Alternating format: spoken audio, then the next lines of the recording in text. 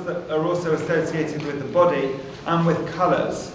The work on the back wall, the little coloured faces, was made by printing a hexagonal grid of, and then getting children to colour in all the faces. So those colours and those faces are not Boetti, they're the children that he worked with.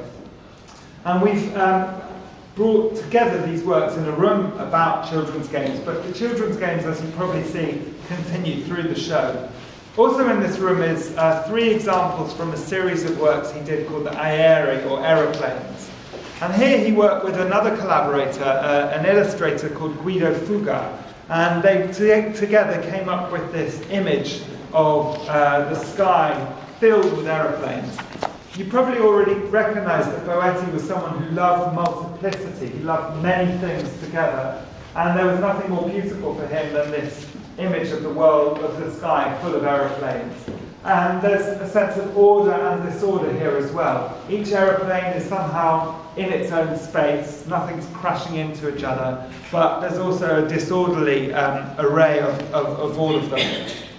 Some of them would be made with watercolour and some with biro again. Now we're going to move through into a project called, which I'll tell you about.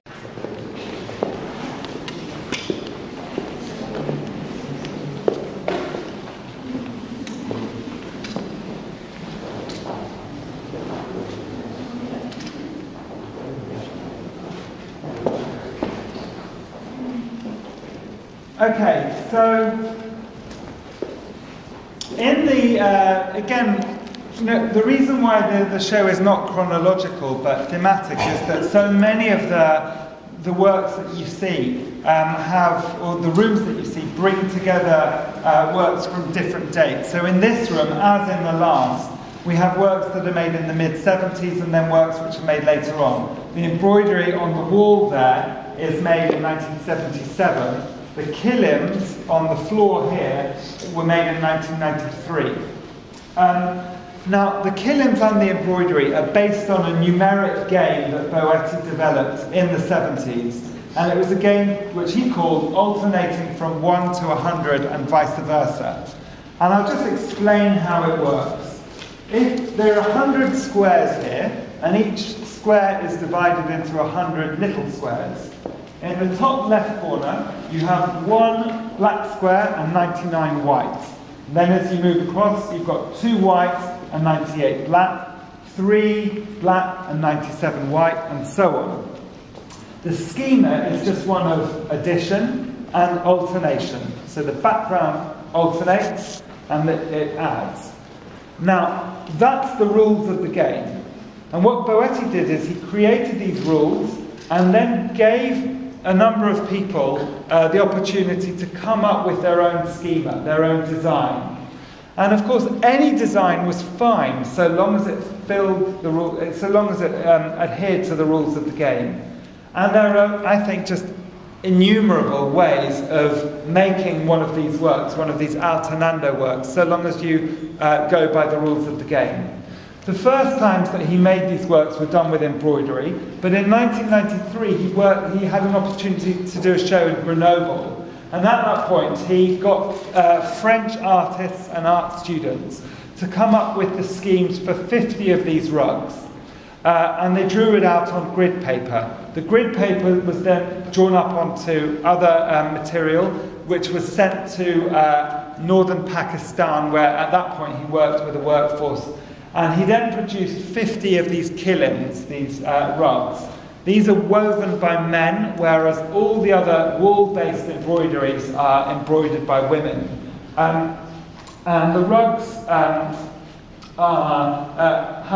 have 50 different examples of these alternations. We've got 5 in the exhibition. And Boetti, when he showed them in Grenoble, lit them with these hanging bulbs. He was thinking of the way in which mosques like the Hagia Sophia in Istanbul are lit.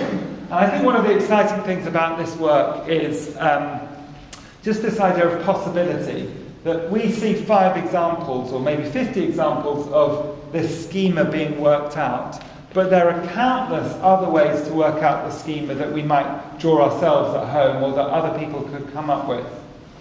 We're now going to move into the middle room, and then we're going to come back through here to the last 3 bits of the show.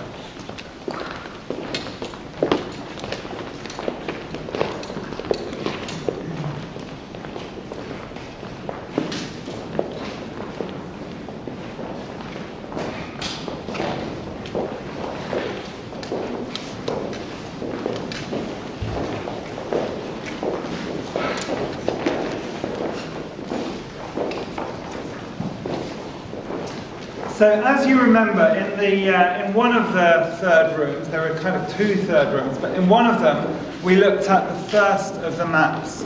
What we wanted to do is to create a large middle room which would look at maps that were made from 1971, so the one on the back there is one of the first from 71, all the way to the very last map, which is the one over there, which was made in 1994.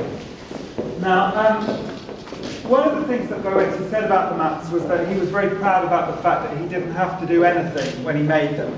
He said that, you know, the shapes of the continents, the shapes of the countries, and the colours and designs of the flags were things that already existed. So again, it's this idea of putting the world into the world, and in this case, putting actually the image of the world into the world. But there are other important decisions that he did make as time went on. One was about what projection of the world to use. He started off with a projection that you see here, where Greenland is kind of the same size as Africa. And later on he changed projection to, is it the Robinson one? I think so, yes. Where the north gets foreshortened and it's more appropriate as a representation of populations. He also made interesting decisions about where not to use a flag. So you'll see in a number of the maps that there's a blank over here where Namibia is. And that's because through a lot of the period when he was making these works, there was a civil war there, and there was no fixed flag for Namibia. So in respect to that civil war, he would leave Namibia blank. Only in the very last maps do we have the flag of the now free Namibia. So those are just 2 examples, but basically the series of maps will tell you a lot about the history of the Cold War, as you see colonial flags being replaced and so on, and as you see the breakup of the Soviet Union from the large red expanse to the 3 stripes in the last map. So we'll come now into the last room.